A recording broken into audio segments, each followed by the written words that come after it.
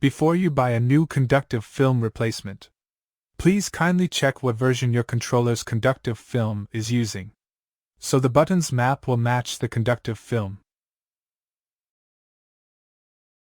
Use a spudger to open the PS5 black faceplate.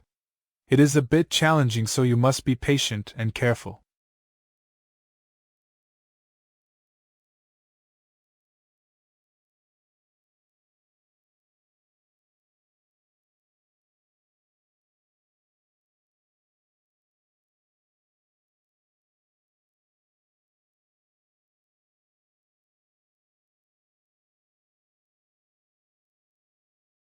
Once you remove the black faceplate, we need to remove the 2 screws in the bottom of the black faceplate.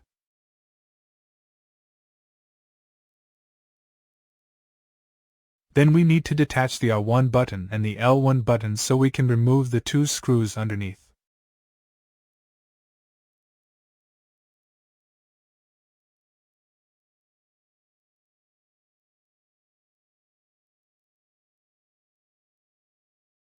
Use a spudger to open the DS5 rear shell cover, so you would not scratch or damage the side of the shell cover.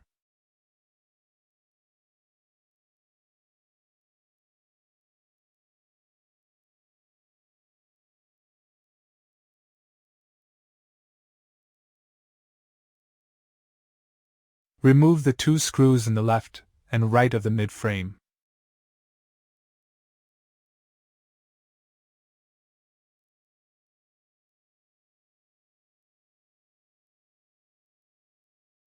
Detach the touchpad. Disconnect the battery.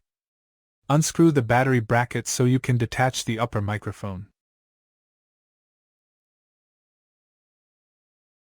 Detach the lower microphone. Remove the 2 screws in the left and right of the trigger assemblies.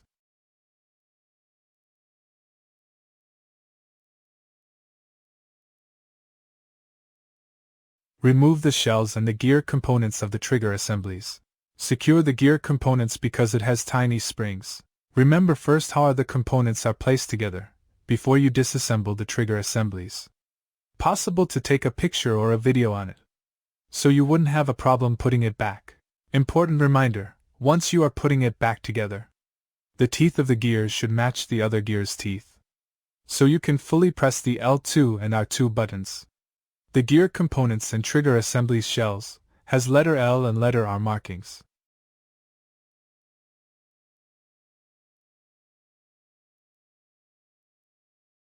Pull out the 2 pins on the left and right trigger assemblies. These pins holds the L2 and R2 buttons to the gears. Secure the pins because it is a tiny component.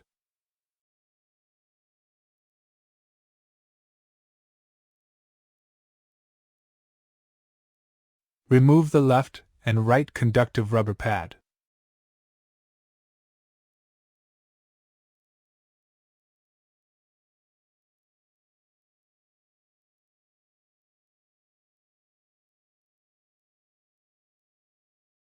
Remove the faulty conductive film.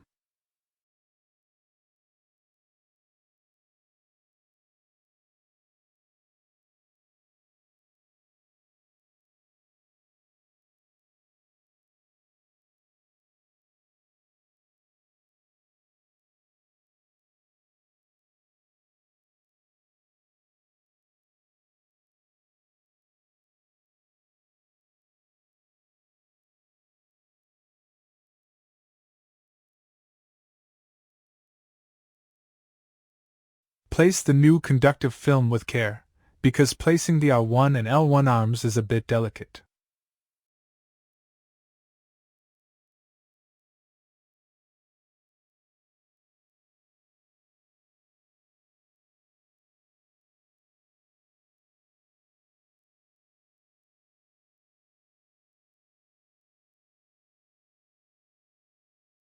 Sorry for the blurry video.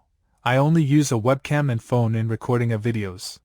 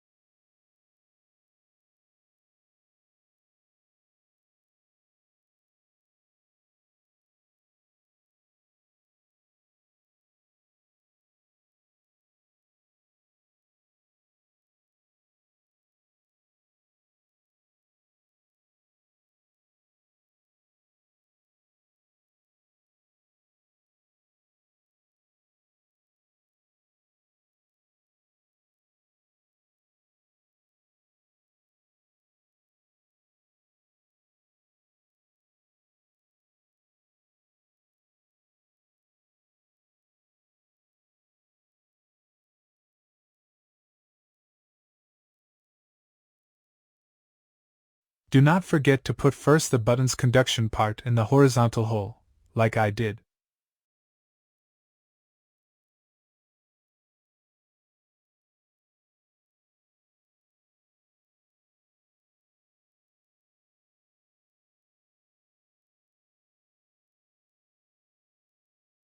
Put back the left and right conductive rubber pad carefully.